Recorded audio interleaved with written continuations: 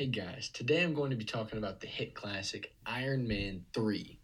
Widely regarded as the best Marvel movie to be released in 2013, I felt the need to educate you all on why it received such praise.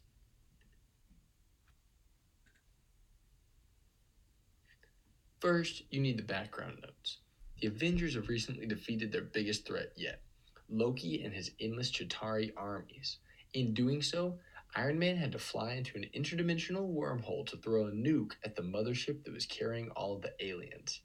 This didn't come without a cost, though, because it gave Tony Stark post traumatic stress disorder, and now he has to deal with the fallout of that in his daily life. In order to scratch the itch of being a hero, he builds many new suits, going from the Mark 7 when he ended in the Avengers to the Mark 41 by the start of Iron Man 3. When a terrorist organization, the Ten Rings, shows up on the scene, Iron Man must work against them and their evil boss, the Mandarin. Tony Stark, Iron Man, is a familiar face to all. Played by Robert Downey Jr. and making his third solo appearance, Tony is the star of the show, this time without his Iron Man suit. Pepper Potts is Tony's girlfriend and the head of Tony's company, Stark Industries. Played by Gwyneth Paltrow, Pepper makes a major role in this film as Tony's voice of reason and driving force behind his actions. Best bud and war hero James Rhodes shows up again, this time as the Iron Patriot, a force for good played by Don Cheadle. Mysterious business mogul Aldrich Killian makes his first appearance in this film. Played by Guy Pearce, Killian is an integral part to the evolution of Tony Stark's character. And the bad guy of the flick, the Mandarin, is one of the wildest villains for Tony to face yet.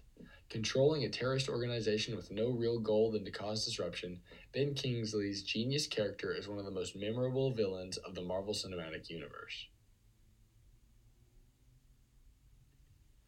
The brilliance of the movie is the integration and spin of comic book memories taken to the silver screen, the first being AIM, or Advanced Idea Mechanics.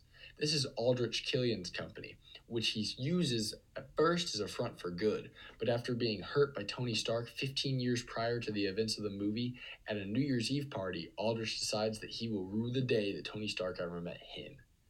He uses this to form the evil terrorist organization, the Ten Rings, and its leader, the Mandarin, all of which is a hoax, played by an actor whose only goal is to throw the government off from AIM and its evil deeds. In the comics, the Mandarin is a superpowered villain who uses 10 rings on each of his fingers to control the people around him and use it for evil doings. Shane Black, the director of Iron Man 3, chose to spin this and instead make the Ten Rings the hands of the Mandarin in a non-literal sense, and the Mandarin be nothing more than an actor who wants some money. And the final thing being is Iron Man, who doesn't actually have his suit for the majority of the movie.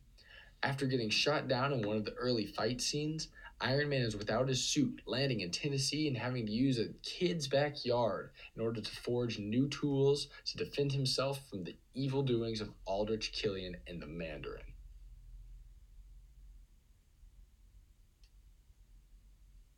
Beyond the plot twists and stellar acting comes the cool factor. Imagine the reasons you may see an Iron Man movie: cool suits of armor, insane fight scenes, and over the top bad guys.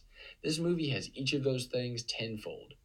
First off is the house party protocol, or the final scene of the movie, where Tony calls on all 40 of his other suits of armor and the last suit that he's already wearing for an epic fight scene between 41 different Iron Men and the evil deeds of AIM, using their biological weapon Extremis to turn themselves into superpowered freaks who can breathe fire and use their heat-seeking powers for evil. One of the other crazy things is that the plot twist of Ben Kingsley's character, the Mandarin, not being the evil bad guy that he was in the comics, throws the entire thing off, and Tony Stark being without his Iron Man suit shows the power of Tony Stark's mind and brilliance as a person beyond just the suit itself.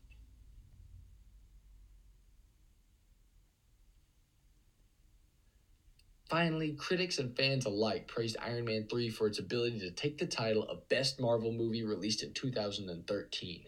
Having to compete with Thor: The Dark World, The Wolverine, and the other critically acclaimed movie, Lego Marvel Superheroes Avengers Assemble.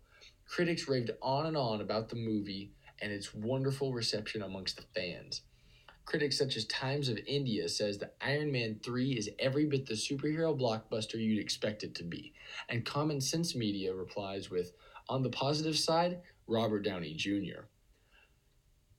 It narrowly beat out the other movies to take the title of Best Marvel Movie released in 2013, but it holds that title today without competition.